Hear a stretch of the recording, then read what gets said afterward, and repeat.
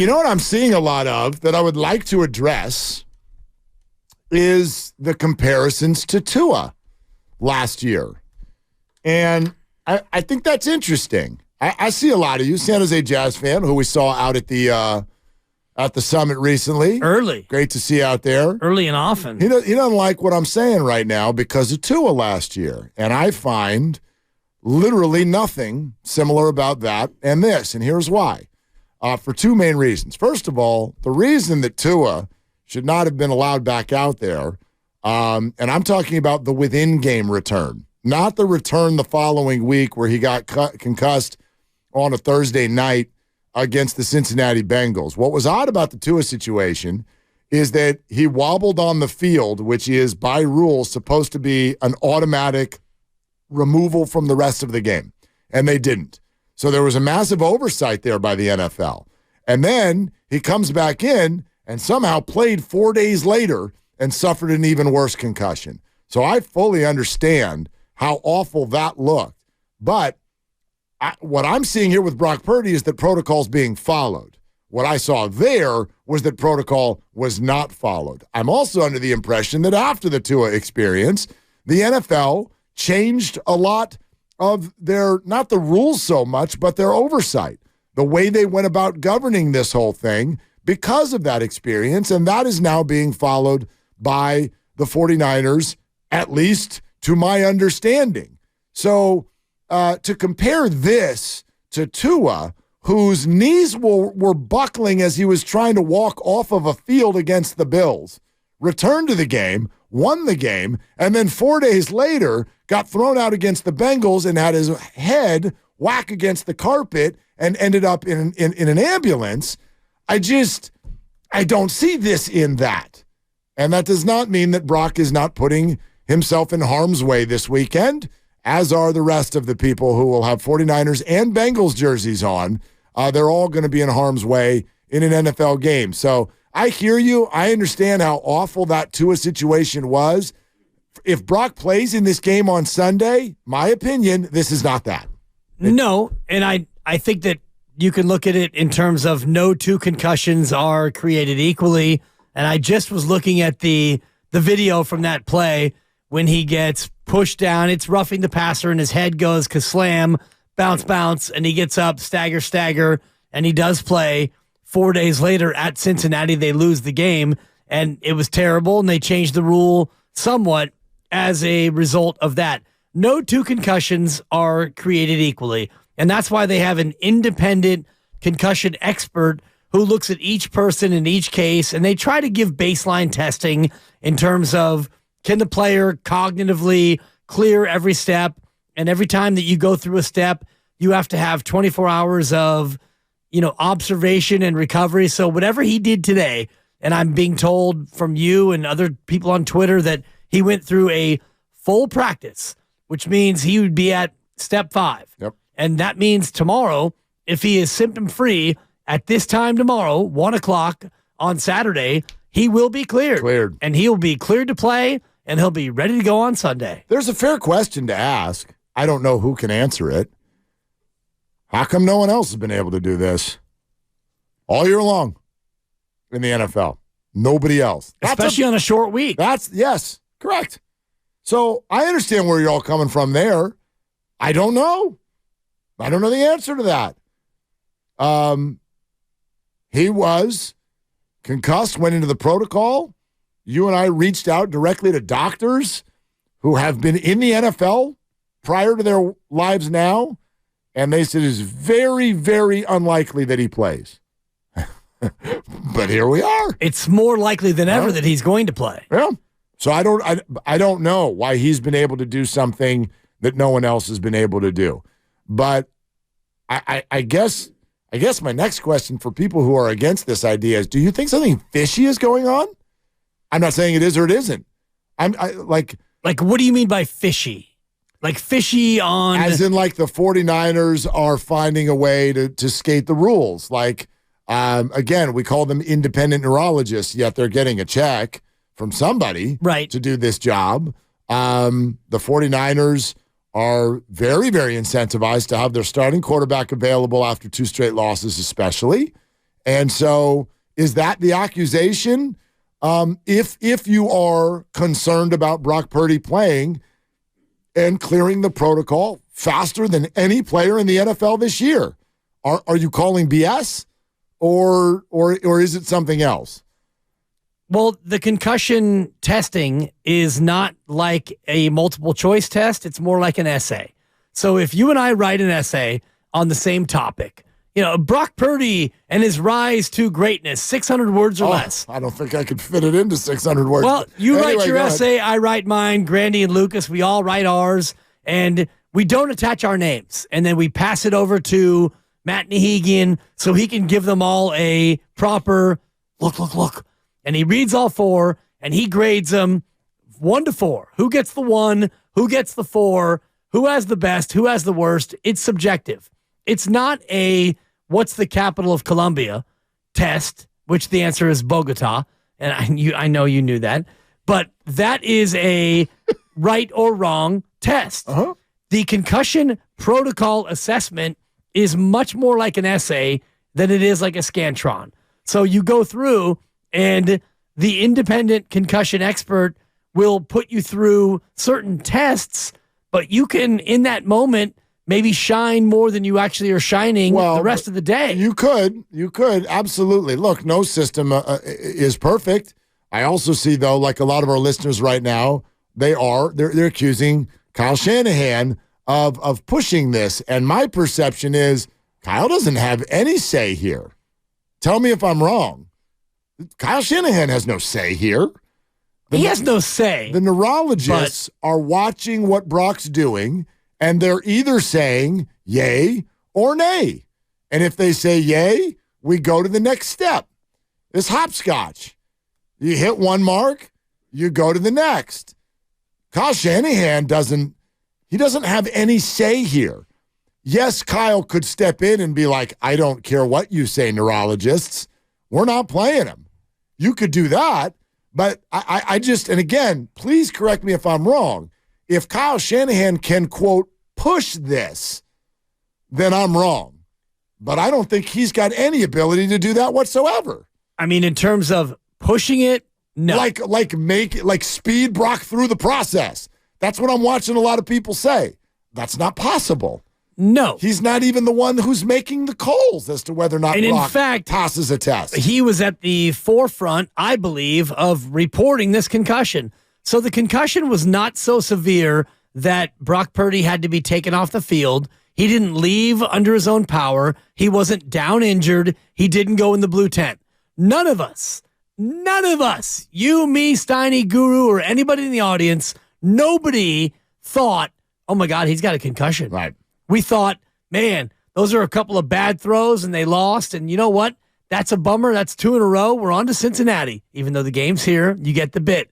And then it wasn't until the next day where the report came out.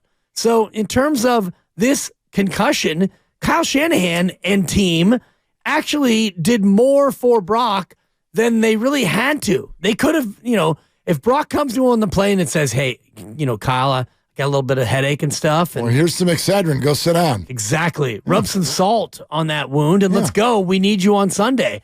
But he didn't. They didn't. They took the high road. So I don't buy that narrative at all. You are wrong about one thing. When I saw those picks, I knew something was wrong. You're such a liar. My Purdy would never do that. My Purdy. He would never, ever throw bad passes. My Purdy. Heavy on the purr. My Purdy. I just am looking at the protocol, and the player must be examined by the independent neurological consultant assigned to the club. Okay.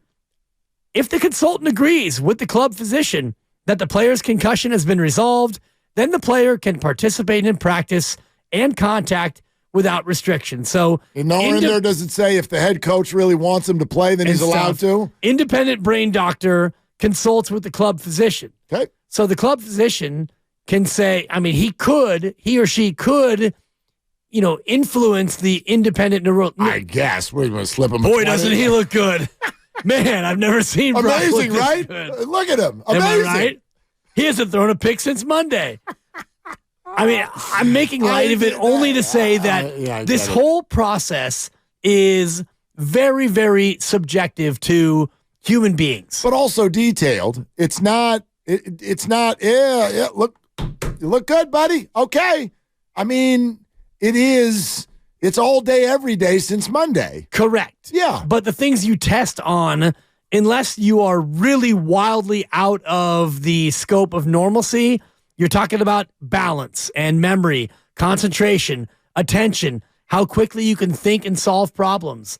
I'm sure they're not like asking about like Avogadro's number and the Copernicus and the rest of it. It's like 2 + 2. Brock, go. Maybe. As he drops back, Fred Warner might like blitz him and be like, "What do you think about the election?" Dude, I mean, who knows? I don't know what they're asking him to say. What do you do in a zero blitz situation? Oh, God. Where 3 of the guys aren't actually rushing. Throw a pick that slips through the defender's hands. The correct answer is rip the defensive coordinator, Mark. You had that one wrong. You're right, I did. But I didn't pass the protocol. I guess I get the rest of the week off. I think balance, like if he, stand on one leg and put your, it's like almost like a drunk test. Drunk driving. Yeah, do the alphabet backwards, which some people I know have actually practiced. Really? That's the one that always amazed me. I'm like, I couldn't do that if I had never had a drink in my life. Alphabet backwards? I'd have been like, Z? YX. I'm out. Like ZYX. Everybody knows WVUT. The alphabet is rhythmic. LMNOP. Like I can't do it backwards. You got to have the rhythm. Anyway, let's go to Philmo Mike. This is my favorite. Philmo, what are you doing? Man. Hey, y'all got to be like Bomani Jones. He a black man. He just automatically memorized the backwards ABCs. Exactly. Classic moment from ESPN. But anyway, Fox. You know what Fox needs to stop doing? I love Fox broadcasts, but them illustrated players, it's hard enough to get the players seeing how they normally look because they got the helmets. Stop putting up the illustrated people. Just put up the person's face so a brother can make some more money. You feel me? For real. I love Grandpa Daddy. Man. I swear to God, when I grow up, I don't want to be like Grandpa Daddy. I just want to be one of his grandkids. I swear to God, he the truth, man. Sounds good, I love right? Grandpa Daddy. No, he the truth. And I told you, Willard, like, he be sound like he fake drunk, but he don't be drunk. He just be, just doing him. The Warriors, real quick, the Warriors need to play Moody and Kamiga more. You feel me? They are the future on some real stuff, and we have to use the Warriors as an example when it comes to the Niners because what the Warriors do is they always err on the side of caution. You feel me? I would feel now I want Brock Purdy to play, but if you look at the long term, it's better just to sit him out because why? You err on the side of caution. You don't know what can happen during this game. You can't take Brock Purdy for granted. Brock Purdy is a baller. With that being said, because we do have Brock Purdy, now hear me out. Hear me out, Willard. Hear me out, Dibs. Always. We need to start taking some chances on some offensive linemen to protect Brock Purdy while we have him. You feel me? On a cheaper contract. I understand we try to build up the defensive line, but defensive lineman is harder to pick out, whereas when you get the certified first-round offensive lineman, 7, 6, 8 times out of 10, they pan out via, who was that, Harbaugh or Singletary, taking the 2 big boys back in the day, Anthony Davis and Iupati. So, like, I understand we trying to build up our offensive line, but we had a Menahu and the other African brother named last year with Hyder Jr. doing it. Yep. You feel me? Ebicom doing the same thing as we got with Hargrave doing. We could have used that on a. Come on, man. Y'all hear what I'm saying? I'm just saying you got to look at the totality of everything. Why play Brock Purdy now? We didn't came back from being 3-5, 2-5, 2-4, you know whatever what, it is. Philmo, I hear I that feel a you, lot. Philmo. Yeah, always feel you, but I tell you what, Philmo, thank you. I hear that a lot, and I'd like to push back on it. We were 3-4 last year. We were 3-5. 3-5 last year. That doesn't mean it's a good Feel thing. me? Yeah, I feel you. And I feel we would like to not be that this year, which we won't be because they've got already 5 wins. But sure. Do you feel me? I that's not good. You don't want that. Go back to 2 years ago when they ended up in the NFC title game against the Rams, and it took a drive with 3 minutes to go in the fourth quarter to win a football game that if they did not win, they don't even go to the playoffs. Let's please stop comparing it to that and acting like it doesn't matter what you are. In fact, don't most of you agree that if the 49ers had played against Philadelphia at Levi's, who knows? That could have gone a very, very different way. If the quarterback would have stayed upright. Well, but it's a totally that was everything. Yeah, but it's a different game, and it's a different environment, and it's a different everything. And so if everybody feels that way, I just wish everybody would stop the willingness to kick games just because the Niners have a few wins in their hip pocket. No one's kicking a game with Sam Darnold under center. No, but but the tone is that. It's keep Brock cause we're cool if it's 5-3. I don't know. That's just me. I'm not cool if they're 5-3.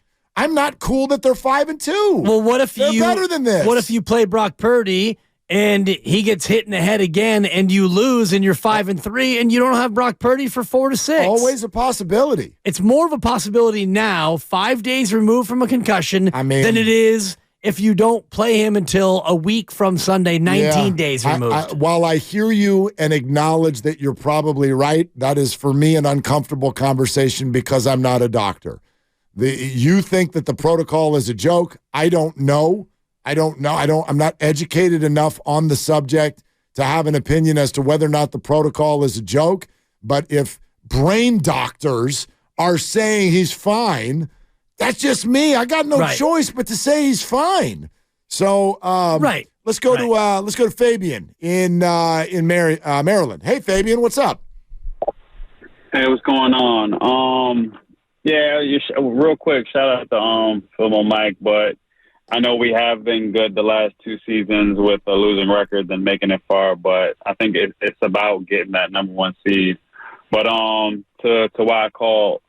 Actually, Dibs, you made me really think about this. I got 2 points regarding Brock Purdy, if you have him on fantasy, because I do, but I also have Joe Burrow, and I was leaning towards Joe Burrow, obviously, to start this week, but now I kind of don't know what to do, so I'll take your thoughts off air on that or off the phone, but the main point why I called is I'm kind of surprised, and I've been kind of listening to the station all week and, through the day. And, you guys, or a variety of people in the station, or maybe even some of the callers are kind of like not feeling how Shanahan called out Steve Wilks. And I like that he did because, as a fan, I want to know that he's just as upset. And I think that's the best and kind of the only way. Like, I'm upset at that play call right before the half. And I wouldn't feel satisfied not knowing that Shanahan did. And I wouldn't feel satisfied knowing that Bosa didn't like it. I want to know that he's not happy with it. And I think that's how we get better, and I think I'm hoping to see a better Steve Wilks and a better defensive coordinator and play call. Fabian, what if we did an exercise with you? What if I asked you to answer the question about the play right before halftime? You be Kyle Shanahan. You see if you can get across to us how upset you are at what happened without pointing the finger directly at Steve Wilks. What would you have said? I don't think there's a way, but what I would say, what I have said without trying to point the finger, I think I would have just said, "Hey, you know what? We took a chance and it didn't work, and that's where we're at." Yeah, I do think there's a way. That's not what I would have liked. Yeah, that's fair, Fabian. Thanks. I do think there's a way. I absolutely think there's a way. For sure. For Kyle in public to handle it differently. What about that zero blitz call there at the end of the half? Well, look, we hate the result, obviously. That's not what we were going for. I think as a staff, we have collectively talked about this, and we think it was a major mistake for us to do that with 16 seconds on the clock. I don't necessarily have something against the call. Maybe if there was a minute left to go, but there are 16 seconds. We did not correctly as a group account for that, and it was a mistake. Charvarius had a shot at the ball, but we're not going to put our player on an island like that in that situation. You don't even need to go that far. Yeah.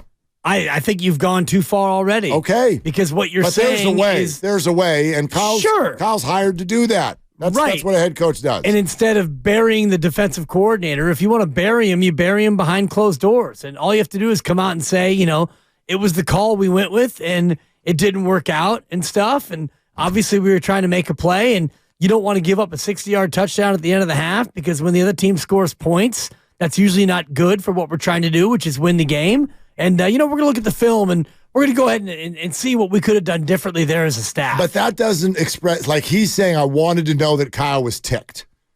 So, express how disappointed you are in yourselves. Sure. Plural. Right. How can you not know that he was ticked? Kyle wears his emotions on his sleeve. Well, Kyle wants to win games, and you gave up a 60-yard touchdown with mere ticks left in the first half. To think that Kyle's not ticked? I would argue that Kyle has often been ticked and we didn't know. Right. Think about how many times I don't need him to throw his headset down to feel good about what happened. No, but that's you. This caller wanted to see, Fabian wanted to see that emotion.